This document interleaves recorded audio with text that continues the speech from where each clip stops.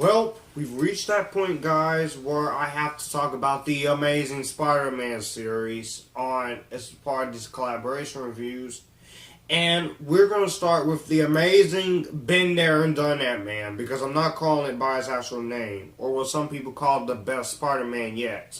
This is not the best Spider-Man movie yet. I'm going to be quick with the production history because I don't want to delve too much into it, make this too long. After Spider-Man 3, Sony and Marvel hoped to do Spider-Man 4, but Sam Raimi and Sony had disagreements and Sam Raimi walked away. And then they decided to reboot it, but this time it wouldn't be a part of the Tobey Maguire films. They decided to reboot this with a new cast and the same production crew. And for the first time since the beginning of the live-action Spider-Man movies, Tobey Maguire was not going to play Andrew Garfield. Spider-Man. This had a lot of people who liked the Sam Raimi films outraged. But the new actor chosen will be Andrew Garfield. And then we got the movie we got now. An overhyped mess ruined by the studio. So, let me get into this plot. The plot is pretty much identical. And this tells the story of Peter Parker, a teenager from New York City who becomes Spider-Man after being bitten by a genetically altered spider. But this goes into his origin a little more. And this is supposed to be the untold story. Yep, this is not the untold story if you ask me. This is basically the same as 2002 original. But also, he has a crush on Gwen Stacy, and he must stop Dr. Kirk Connors as a mutated lizard from spreading a mutant serum to the sea's human population that will turn everyone to spiders. When I say this goes into his origin a little more, I mean the parent subplot. Now, I wasn't totally against this. I was upset that they were not doing Spider-Man 4, but I wasn't totally against the reboot. I was actually kind of interested to see how it would turn out. So I saw trailers and then I just completely avoided everything else. I remember in 2012 I saw at least the first half of this movie and then stopped watching this movie a few minutes later. I literally did not watch this whole movie until 2014. I literally did not watch this whole movie until 2014. That is a fact. This movie, I don't hate it, but this was an unnecessary reboot. This was the most saddest attempt of a reboot I've seen.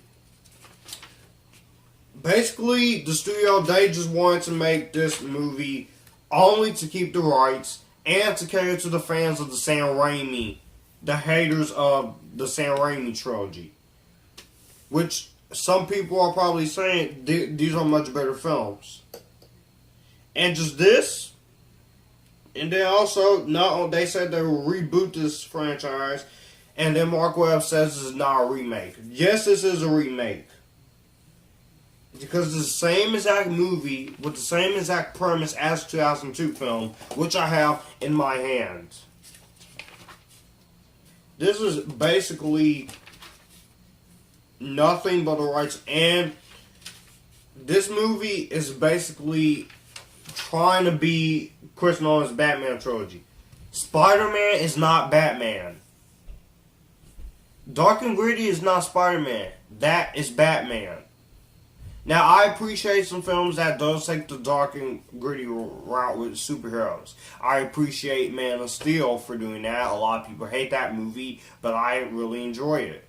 But doing this to Spider-Man does not work. This was not the best decision for you to do, Sony. But I don't hate this movie. I just feel like this movie is very unneeded, very unnecessary, and This has a 73% on Rotten Tomatoes. It does not deserve it. This was also the 7th highest grossing film 2012, the 51st highest grossing film, the 9th highest grossing superhero film, the lowest grossing Spider-Man film besides Amazing Spider-Man 2, the 6th highest grossing film to be released by Sony Columbia TriStar, and also the highest grossing reboot of all time worldwide. Yes. You know what, let me just get into my positives because I don't want to sit here for an hour and 45 minutes. What worked in The Amazing Spider-Man? Now, the pros of The Amazing Spider-Man. I will say that the music is really good. I like the score by the late James Horner. This was the last score he did before he died in a tragic accident. And I will say the score is fine for what it is. But the theme is not as memorable as Danny Elfman's theme. I like the music. I think the music is really good. I think the music is decent. But there was just something lacking into it. And I will say that I do like most of the cast. I like Denis Leary as Captain George Stacy. I think he's really good in this movie. He is Gwen's father. I really enjoyed him. He was amazing, and I thought he pulled off the character very well. Martin Sheen and Sally Field. I don't have a problem with them while they're acting, but some of their acting is very iffy. The cast is fine for what they're given, but they're not given much to work with. They have nothing to work. They're basically either repeating the same lines of dialogue from the 2002 film. Which is what two things this movie do. It either steals dialogue from the Sam Raimi films, including this one, and it steals the tone of Batman Begins, The Dark Knight, and The Dark Knight Rises. I kid you not. The action scenes are really well shot. I like the action scenes. I think they're very good. I think they're shot well. Marc Webb shoots action very well. I like the fight with the Lizard and Spider-Man at the school where you have the awesome Stan Lee library cameo. That was pretty funny. I also like the effects. I like the effects in the movie. I think the effects are decent, especially for the $230 million budget that this movie has. I think the film is okay. The budget is okay. And the last positive I will mention is Emma Stone as Gwen Stacy. Yes, Emma Stone, she is a very talented actress. She finally got her Oscar this year for La La Land, which was a really good movie. I think Emma Stone is beautiful. She's gorgeous and really talented, and she's very pretty. And her as Gwen Stacy, I really liked. I liked her. Even though I like Bryce Dallas Howard, I felt like this version had more to do. And I think the chemistry between her and Andrew Garfield is okay. They have good chemistry, but the chemistry, you will not top Tobey Maguire and Kirsten Dunst's chemistry, Amazing Spider-Man. And that is basically my positives, because I have a crap load of problems with this movie, and I'm about to get into what did not work right now. Now it's time to get into what I didn't like in The Amazing Spider-Man, the Spider-Man reboot. Now for what didn't work in The Amazing Spider-Man. Where do I begin? Okay. The tone. Dark and gritty, you can do that to dark and gritty characters. Superman's not a dark and gritty character. He's lighthearted, but I accepted it in Man of Steel. But here, when you do it to Spider-Man, it does not work. It's out of place. You're basically trying to be the next Chris Nolan Batman, but you cannot beat Chris Nolan's Dark Knight films. I love those films. I don't think they're overhyped as some people make them out to be. But doing dark and gritty does not work.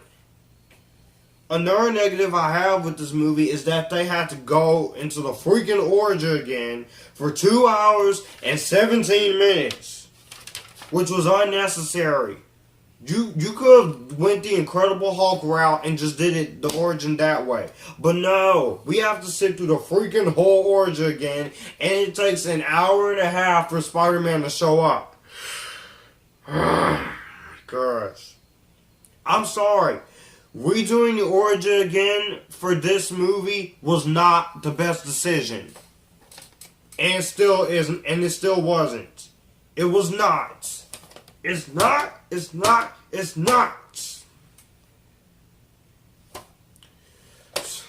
And I feel so bad for this freaking character with this movie because you can tell this movie was heavily edited in the editing room by the studio. Studio Interference. Sony came in and said, we need to get this movie out so we can make more money. And they basically just chopped this movie. You can tell there are some parts missing. Stuff that was even in the promotional trailers and advertisements are not even there. Half of the stuff is just gone. You know, half the stuff. So, with this upcoming re-release for all 5 films coming out in June, including the new Extended for 3.1 of Spider-Man 3, I want to see the original version. I want to know what was cut out from The Amazing Spider-Man 1 and 2. I want to know. Because those scenes would have helped fill in the gaps. But literally, Sony just they basically screwed up. You basically screwed up. Now, let me just say it. I do like the acting, but the script is so poorly written. You basically copied the lines from Spider-Man 2002, and also the script is just poorly written, and you have the nerve to put the writer of the freaking Harry Potter movies as one of the writers of this film? Are you kidding me? No. Steve Kloves is a good writer. He wrote 6 out of the 7 Harry Potter movies. Well, basically 8, but I count Deathly Hallows as one movie. But you did not have to use Steve Kloves' writing talent for this. You didn't. Now, the Lizard, I was very excited to see the Lizard, but the Lizard looks like complete crap. I don't like, this is not the Lizard from the 90s animated series. This is not the Lizard. This looks like Godzilla 1998 made out with the freaking Goomba from Super Mario Brothers mixed with Cobra Commander mixed with the crappy version of Doctor Doom from Fantastic. That's basically what it is. And the characterization of Peter Parker, I do not blame Andrew Garfield for this. He tried, but unfortunately he has nothing to work with either. But his Peter Parker comes off as a rebellious teenager who is basically a douche to everyone. That's not Spider-Man. Spider-Man is not a douche. And I know the excuse is going to be, Joshua, teenagers are jerks. What do you expect? Just because teenagers are jerks, that does not mean you do it to the most well-beloved Marvel character besides Iron Man or X-Men or Blade or any other hero that Marvel owns. This Spider-Man is unlikable. Peter Parker is unlikable. I hated him. He is a complete douche. He doesn't care. He's lying to Aunt May. He's arguing with Aunt May about stuff. Not to mention, you redo Uncle Ben's death very stupidly. And also, the Spider-Man suit, when we do see a suit, the suit looks like complete crap, okay? The suit looks like crap. It is nothing like the Spider-Man suit from the comics.